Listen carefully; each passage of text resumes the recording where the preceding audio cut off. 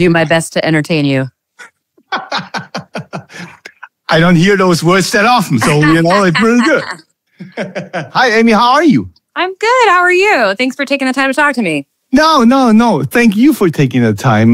Before we talk about Afterlife, the last time we saw you guys over here, that was within Temptation. Yeah. It goes this tour, and it's kind of funny when I thought about it, because usually, and I don't know why it is that way, American bands tour with American bands and European bands tour with European bands. So how did this other combination work out for you guys? I thought it was amazing. I think that's what it's all about, is like doing different, we get opportunities to do different things when we go to different places. So I think just Within Temptation made a lot of sense, for that tour. It was a cool pairing that we could do over there. And the shows were really massive. That was a fun tour. Cool stuff.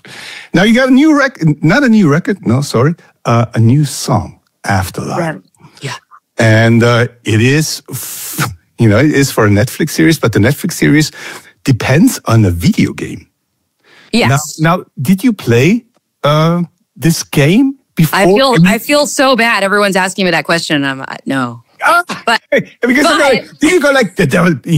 Devil May Cry is like, we're gonna be on this Netflix series. I'm gonna call them up. Or did those guys from Netflix? Hey, I'm not above that. I have already pitched myself as hard as I can for the new Zelda movie that they're going to be making. Finally, that's my game.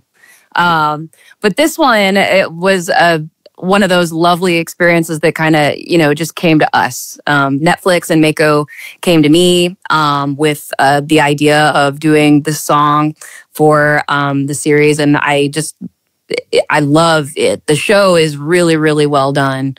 I love the song. It was already going. It was like the start that was already happening. That was really cool. And we just took it all the way. And I'm just so excited to have new music out. It's about time. Did you do the song or did you write it for the series, or was it already written? It was a collab between Mako and myself. Right. And then, what happened was originally he was like, do you want to do this song with me? And I was like, yeah. So we started working on it. But as we started working on it, it just sort of revealed itself to be like, we should bring in the band and like make this an Evanescence song, because it really wants to be that. So we got in the studio with Nick Raskulinix, our producer from The Bitter Truth and our self-titled album. And had a blast, as we usually do. And just got in there and, worked on it as a band and brought it to where it's ended up now. And it's just, we've got so much pent up creative energy from being on tour a lot. And we are just writing right now for new album, stuff like this, just going. So this is the first one out the bottle. Very exciting.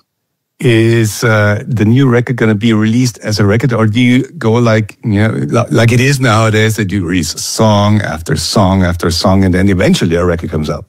I think I don't have a plan, but it will be songs before a full record. Yeah, I think it's nice to be able to do that. More and more, I think these days, like I am going to make an album. We love to make an album. I think our fans expect that, and I enjoy like putting a full catalog of songs together. To stamp a moment in time. But at the same time, I feel like we've gotten to a point where so many of us, I mean, myself included, listen to music in songs more than we listen to music in albums. And it gives each song, not all of them maybe, but at least a few of them, their own moment, their own like moment to really be the one thing to focus on. And I think that's cool. I think there's also the danger that every song that you release as a song is actually a single. There you go. They should all be singles. If they can't all be all that good, yeah. If they can't all be hits, what are we doing here? Yeah, that's actually true. I actually believe that. So the whole year 2025 for Evanescence is going to be a year in the studio and not too much live then, I guess? It's a year in the studio, but there will also be some releases. So that's fun. And we have a few shows, just like not as many, way less, but they're just all really cool shows. We have a show at the Hollywood Bowl with Halsey coming up And then we have a show with My Chemical Romance, which is fun and exciting. And then we have a little tour with Metallica in Australia. So just like... Oh, you do? Yeah. Cool, right? Yeah. I want to see James Hetfield play your piano once. Me too. No, it's great. But tell us more about your connection to Devil May Cry. Did you have to get a certain feel into the song exactly for this series? Well, yeah. Yeah, that's how it works. I mean, Mako did the score for the episode that we're featured in. So as he's like weaving through the score and we're, paying attention to what's happening in the episode and the backstory of the characters, then the song can develop. And I think that's a really important part of making music for anything that has its own visual life. You want it to... it needs to express the emotions that the words in the dialogue don't say. And I got to... Hang on, I got to think about this sentence. Yeah, music can do so much more than words. So imagine watching a movie with no music. Yeah. It's just not the same. You wouldn't... There are things that the music can tell you how you're supposed to feel, or like when something bad is about to happen because it just got suspenseful and the music is setting up that mood, all of that. But also I got to watch the whole first season while we were working on the song, and that's why I can tell you it's really, really well done. It's great. I love it. And the soundtrack of it, beyond us, obviously we're the best part. Beyond our music, the soundtrack is awesome. The whole thing takes place kind of in the early 2000s. So it's got a lot of great, good throwback kind of in the nu metal world stuff going on. But then it's also got awesome new music too. So right away, when I was watching it, I was like, are these real placements? Or are you guys just using temp music here? And they're like, oh yeah, we got all these placements. And I was like, this is going to be great. It's great. Really good. Would you have rejected the score if you didn't like the series while watching it? Absolutely. Okay. Yeah. Okay. That's interesting. So we got the near future. What's going to be, when can we expect you back here in Europe? That's a good question. It's a very good question, actually.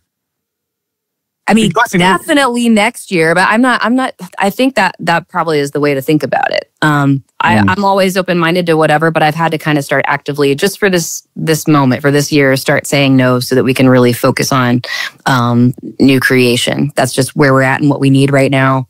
And it's going great. So we're just making time for that, first of all, and then we'll start thinking about tour again. I would say probably next year. It's only been 10 minutes, but I have no more further questions for now. Oh, really? None? No, I mean, can I ask you your favorite color? It's well, we do love coming there, and I hope we get to come again soon. We always have a lot of fun with our fans in Germany. Yeah, it was really, really exciting, and it was really exciting to see you guys playing with Within Temptation, because Within Temptation had their whole stage full of stuff. Yeah. And you had your whole stage empty, and it was effective. It's as effective as it was. Well, you know what? I think the contrast is good. I wouldn't say it was empty, but it wasn't the same. It was more it was about lasers and stuff, right? Yeah. Do a laser show then. I think having that contrast makes the show interesting. If you're going to be at a concert for 4 hours or whatever, you need to, there need to be 2 acts. But that was a fun one. Well, I'll keep you posted on what we're doing. If we're coming there. Please. Yeah.